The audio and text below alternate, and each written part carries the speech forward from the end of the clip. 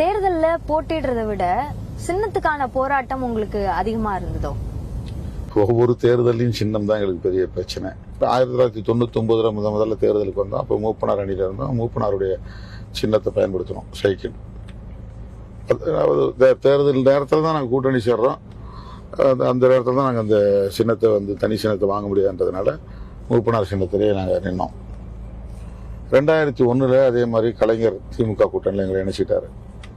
அப்புறம் உதயசூரில் நின்னோம். நான் மட்டும்தான் ஜெயித்தேன்.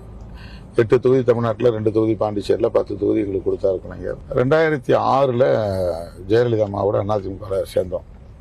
அப்போ நாங்கள் மணி சின்னம் தனியாக வாங்கி தமிழ்நாட்டில் 9 தொகுதியில் போட்டிட்டு நாங்கள் 2 தொகுதியில் ஜெயித்தோம். அதிலிருந்து தொடர்ச்சியாக தனி சின்னத்தில் தான் நாங்கள் போட்டிடுறதுக்கு எல்லா தேர்தலையும் முயற்சி பண்ணோம். 2004 கூட தனி சின்னம் தான் நின்னோம். 2006க்கு முன்னால் 2004 பார்லிமெண்ட் எலெக்ஷன் அப்போ மெழுகுவர்த்தி சின்னத்தில் நின்னோம். 2009 நான் ஸ்டார் சின்னம்னு ஒரு சின்ன அப்போ இருந்துச்சு, அதை வாங்கிட்டு அதில் தான் நின்று நான் 1 லட்சம் ஓட்டு வித்தியாசத்தில் ஜெயித்தேன்.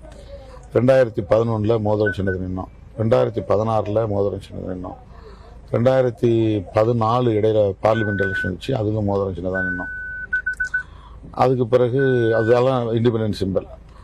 அதுக்கு பிறகு தான் 2019 பானை சின்னம் வாங்கி நின்னோம்.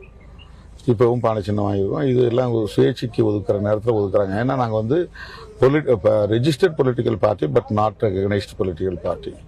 இப்போ இந்த தேர்தலில் நாங்கள் 2 தொகுதியிலையும் ஜெயிச்சிட்டோம்னா எங்களுக்கு பானை சின்னத்தை ரிசர்வ் பண்ணிடுவாங்க. இல்ல இப்போ சின்னம் கொடுக்கறதுல பாஜக பாரபட்சமா நடந்துக்குது, இல்ல தேர்தல் ஆணையம் பாரபட்சமா நடந்துக்குது அப்படின்றது. பானை சின்னம் உங்களுக்கு கிடைச்சது தானே? அது ஆர்வ கொடுத்தாங்க. லோக்கல்ல ரிட்டர்னிங் ஆபீசர் எங்களோட எந்த சுயேட்சையும் போட்டிட்டு எங்களுக்கு கொடுங்கன்னு கேட்கல. அவங்க கேட்டிருந்தா லாட்ல விட்டுருப்பாங்க, குலுக்கல் முறை.